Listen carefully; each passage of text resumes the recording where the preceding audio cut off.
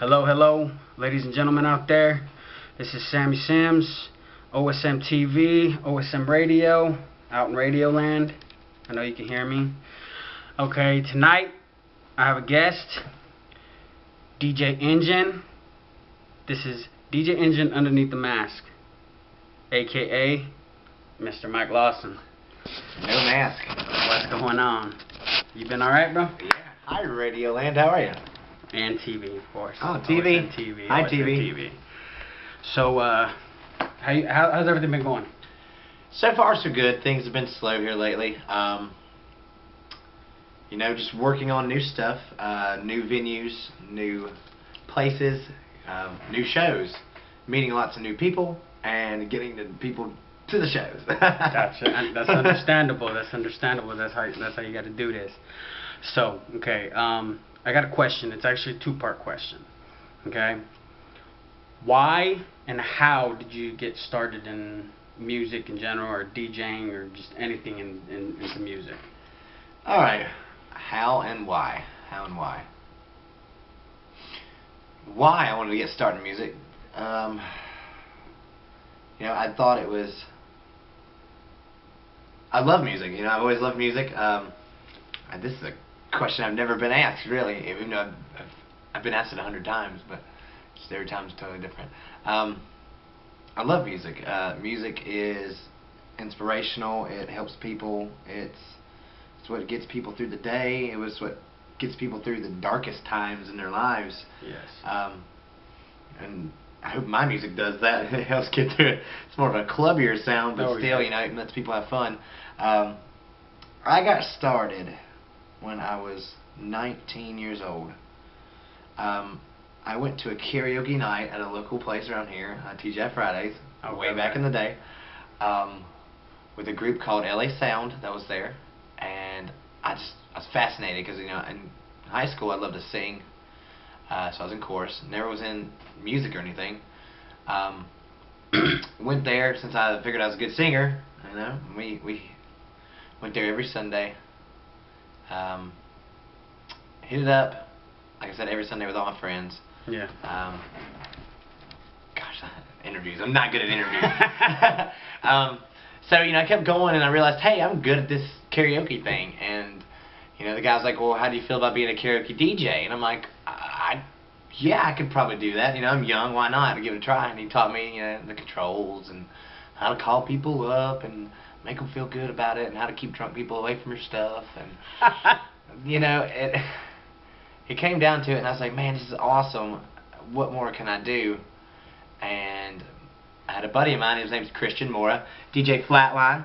I'm going to tag you in this. He said, let's move to California and move to San Diego. And I was like, okay. And we went to San Diego, and we talked about it, and we just always talked about it. Never got a chance to really do it out there, because I'm not going to lie, I missed home, and everything out there in California is expensive. Yes, it is. And I wanted to come back home, so I told my dad, I said, I need to come home now. Got home and realized, I want to pursue DJing in a totally different way. I want to do the karaoke. I want to do the karaoke, but I want to go further into mixing the music when I do it, because you're doing only top 40s and bar favorites. I wanted to do club favorites and more dancier type, on your feet music. So I stayed in the karaoke scene for a while. Then I decided to DJ strip clubs, because apparently I have a strip club DJ voice. And no matter how much you beg me right now, I'm not going to do it. Here's what I do with cinnamon. There you go. There you go. So I got into that, and I met a guy, and his name was Dwayne, and he was the other DJ at the club, and he showed me how to actually mix music. He showed me how to, instead of press and play music, he said, here's how you make music flow.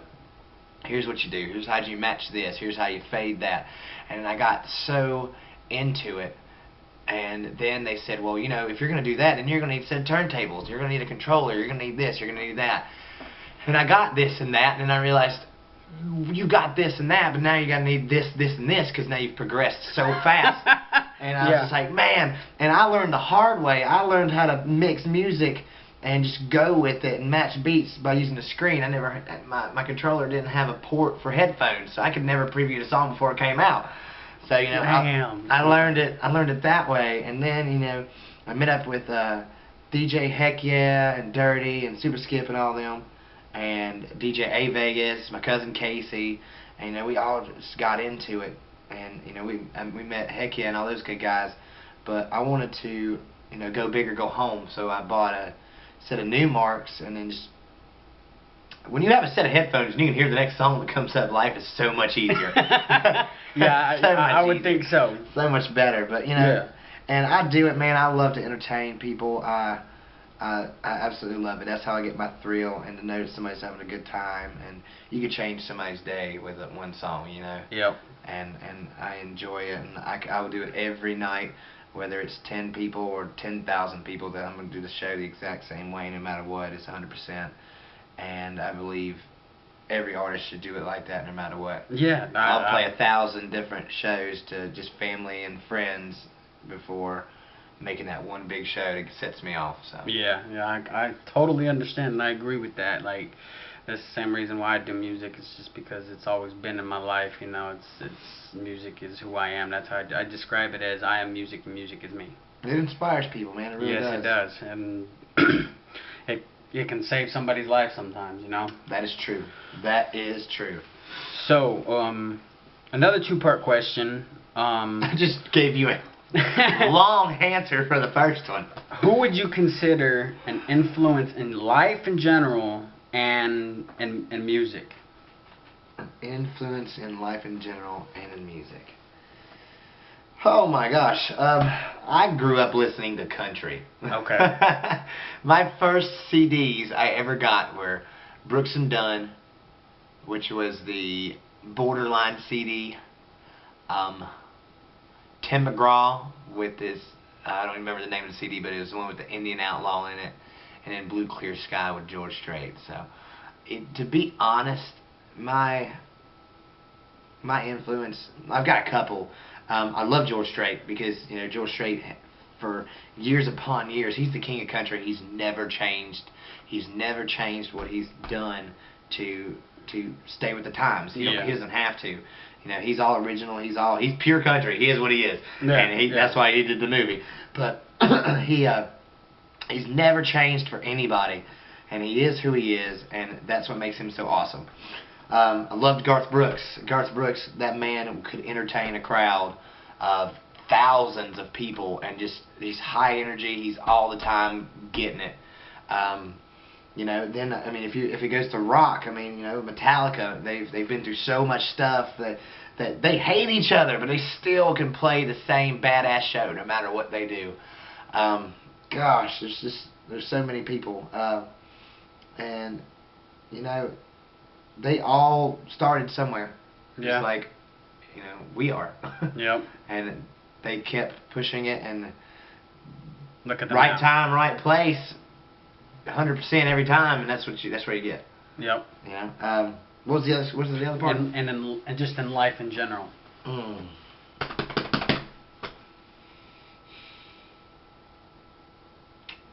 That's a good question. I do not know. I really do not know to this question. Okay. What was the question one more time?